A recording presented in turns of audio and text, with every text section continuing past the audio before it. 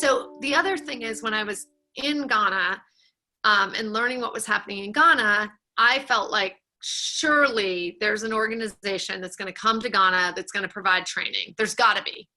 Of course there is. I had just learned about this concept of NGOs, and I thought, let me find the autism NGO. And this organization predates Autism Speaks, so there wasn't even sort of a giant. There were many national organizations, but it wasn't like there was this giant organization to just connect with.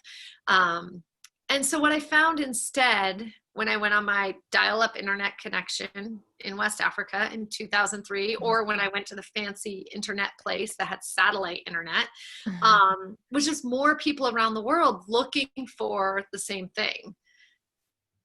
So I realized pretty quickly that this was sort of one of those, you look around and go, somebody has to do something, right? And then you realize that there's just like this mirror behind you, and you're like, okay. So, how did you grow from there? Very slowly, very organically. We messed up a lot. If you come to Skill Corps orientation, the first thing you hear me talk about is, we spent 8 years learning what not to do. Learning lessons of humility, of grace, of pushing on. And, it's one of those things where, we just kind of we kept going and kept learning and kept iterating. And, we weren't afraid. I think really, how did we grow? How are we still here? We've never been afraid of failing. And part of that was probably I was 23 when I started it. So there's just some failures that are just going to happen. But I think there's a key difference between not being afraid of failing and really embracing the failure and learning from that failure. And so the way that we grew from there is about 7 years later, I think, we were connected with somebody in Kenya.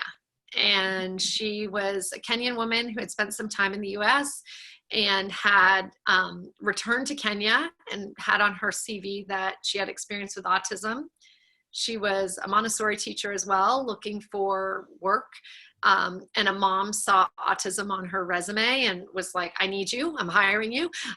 She literally met some kids with autism at a pool in Kenya, and started a center. And so, this collaborative model, this learning from each other that I had been really working on, and sometimes with more success than others in Ghana, really worked really, really well in Kenya.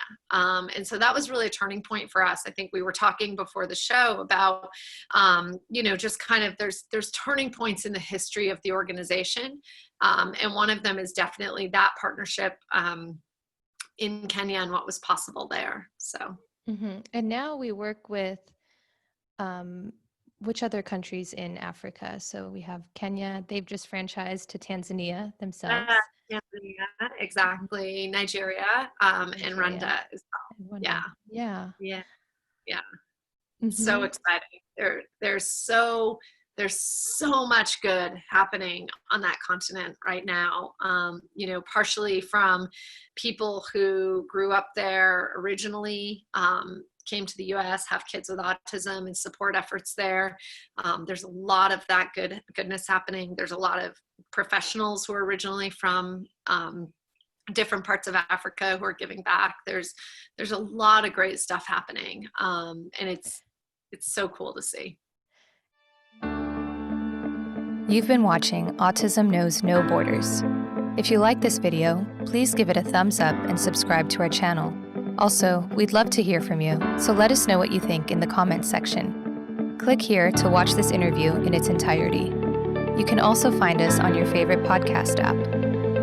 Tune in each week for engaging conversations of how people across the globe are inspiring change and building community. Thanks for watching. Take care.